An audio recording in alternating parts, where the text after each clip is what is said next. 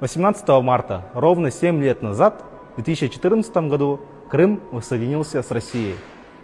Но сегодня мы будем говорить больше не про воссоединение Крыма с Россией, а про историю самого Крымского полуострова. 7,5 тысяч лет назад как такового Крымского полуострова не существовало. Это было плоскогорье в глубине континента, потому что уровень Черного моря был на 156 метров ниже нынешнего. И как раз в это время Средиземное море у нас входит в Черное море, у нас образовывается Босфорский пролив. И после этого уровень моря сильно поднялся, не сильно затопило, и в связи с этим у нас появился Крымский полуостров.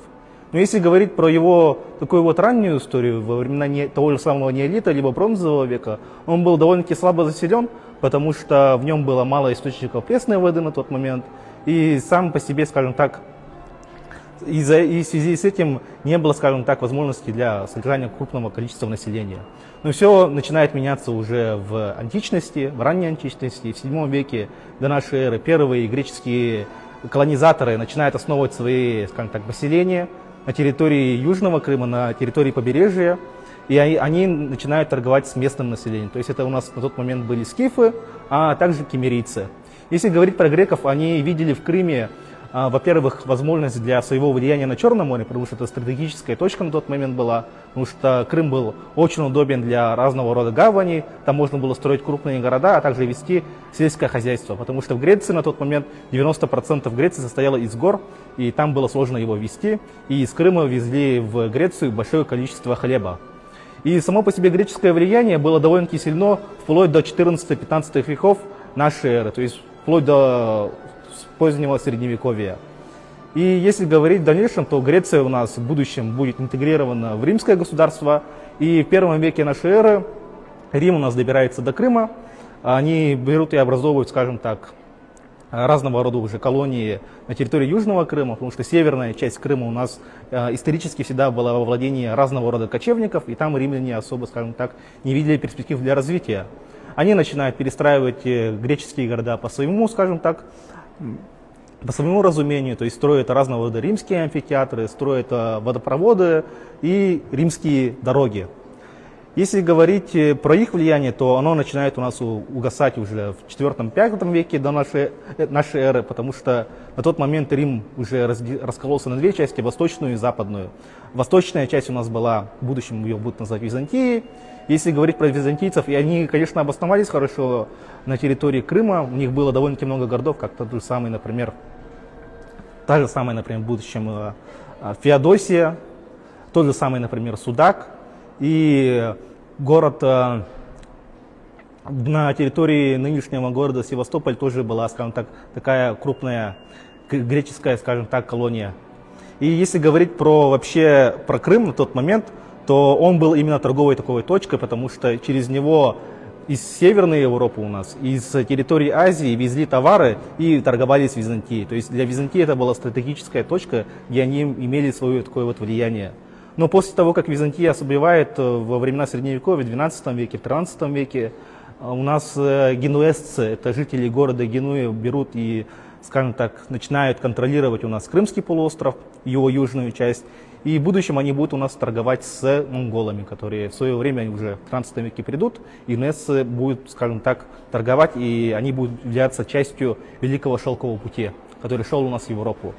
Но их влияние тоже со временем угаснет, потому что уже на момент 15-16 века Генуя слабеет, и на ее место приходят уже османы, то есть будущая Османская империя.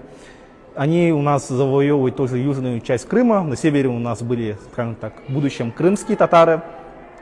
И если говорить про них, то крымские татары у нас владели большей частью Крыма, то есть северной частью, где у нас была степь, а османы были у нас на юге. И они тоже торговали по большей части, строили крепости на территории Крыма, и в связи с этим имели такие вот неплохие там аванпосты. Если говорить про историю России, как история вообще России связана с Крымом, то надо начать с 987 года, когда у нас князь Владимир взял и осадил город Херсонес. То есть город Херсонес — это у нас город, который находился на территории нынешнего Севастополя, самый крупный на тот момент. Он его осадил, но по итогам войны с Византией он принял у нас православное христианство. и тем самым, скажем так, это была первая точка пересечения Руси и Крыма. Следующая точка, скажем так, пересечения была после основания Крымского ханства, потому что Крымское ханство и вообще сам по себе хан зачастую ходил грабительскими походами на Русь, на Россию, в будущем на Русское царство, и поэтому мы были с ними, скажем так, зачастую врагами. Но все начинает уже меняться в 18 веке и в конце 17 века, потому что если говорить про вообще историю Крыма на тот момент, у нас, во-первых, Петр I взял, в свое время захватил Азов, но, конечно, он по итогам Прудского мирного договора вынужден был все это отдать обратно, скажем так, османам. И в будущем у нас Екатерина II, Елизавета Петровна по ходу русско-турецких войн все ближе и ближе подбирались к Крыму.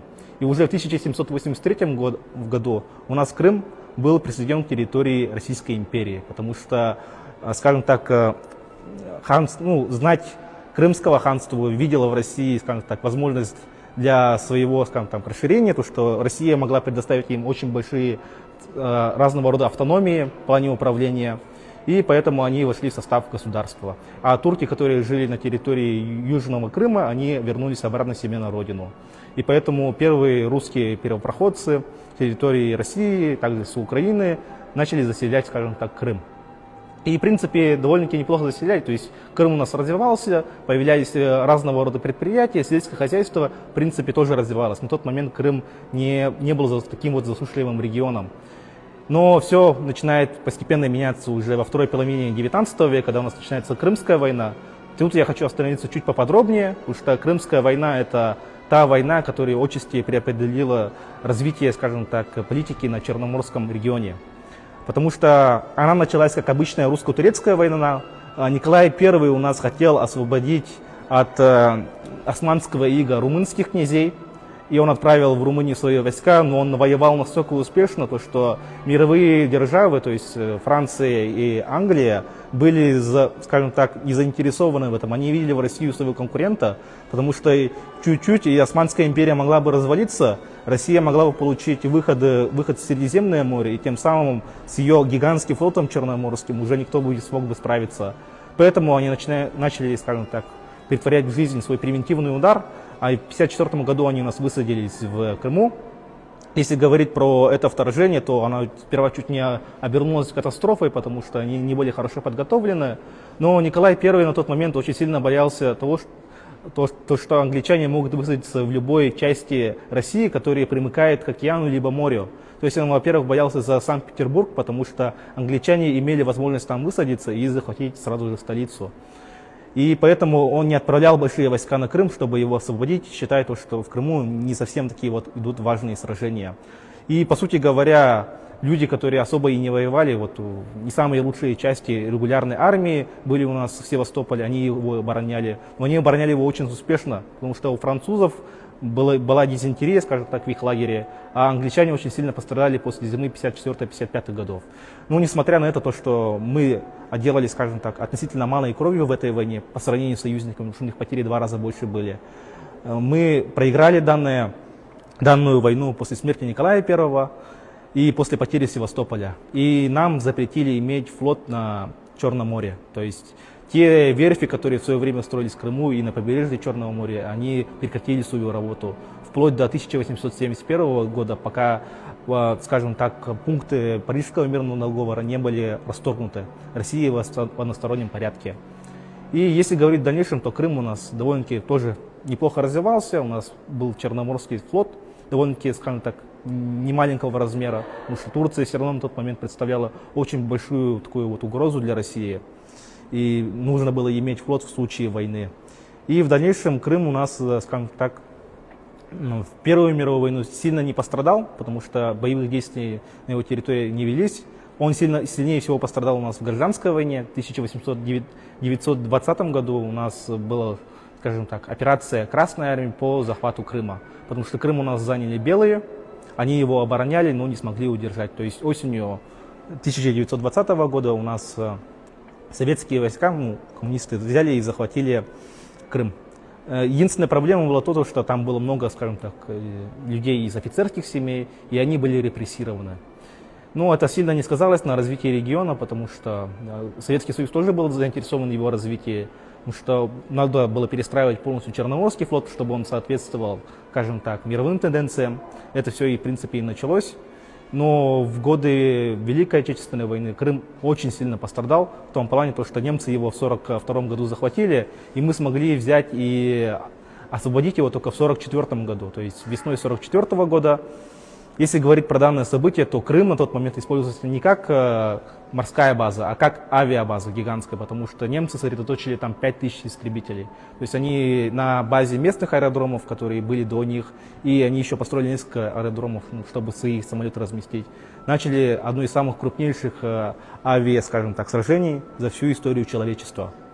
В дальнейшем, если говорить про историю Крыма, то в 1954 году Крым у нас вошел в состав Украинской ССР, потому что это было довольно-таки удобно. Крым у нас до этого входил в состав РСФСР, но так как перешеек был с украинской стороны, было гораздо удобнее, чтобы Украина взяла ведение себе Крыма. Но тогда никто не знал, что в 1991 году государство распадется, поэтому никто об этом особо и не задумывался. Но вот 91 год у нас прошел, Советский Союз распался, по договоренности с Украиной Севастополь остался, скажем так, во владении России, а большая часть, вся остальная часть Крыма у нас была в, скажем так, владении Украины. И в связи с этим вообще, если так говорить, то Украина и украинское правительство на тот момент не занимались развитием региона. То есть он был дотационным, во-первых, Крым сам по себе, но они не вкладывали в него большое количество денег, новых дорог не строили, новых жилфонд не строили и вообще, честно говоря, не особо занимались регионом. И это очень сильно сказалось во время политической нестабильности в Украине в 2013 и 2014 году. Вот также он у нас называется, в том же самом, например, Майдан. Потому что внутренняя политика президента Украины Януковича привела к тому, что в Украине начались, скажем так, беспорядки. И жители Крыма, которые жили небогато по сравнению с Украиной, и тем более с Россией, подумали, что очень неплохая идея присоединиться к России, потому что у нас было, скажем так, в Крыме русское, во-первых, большинство. Если говорить про Крым, то у нас в свое время еще в РСФСР входил. И в дальнейшем, если говорить про воссоединение Крыма с Россией, то это событие для них было очень, скажем так, важно, потому что зарплаты были очень низкими, а Россия была готова, во-первых, снабдить Крым деньгами для развития, а также дать жителям Крыма достойную зарплату и достойный уровень жизни со всеми, скажем так, социальными благами. Поэтому 18 марта у нас по итогам референдума, который прошел 16 марта, Крым воссоединился с Россией. И после этого, как мы все знаем, был, во-первых, построен мост через Крым, то, что начали строить гигантское количество дорог, новые, скажем так, здания, и вообще сам по себе регион является одним из самых бурно растущих на территории Российской Федерации. Ну, в принципе, на этом мы можем закончить. Надеюсь, вам было интересно. Всего доброго, до свидания.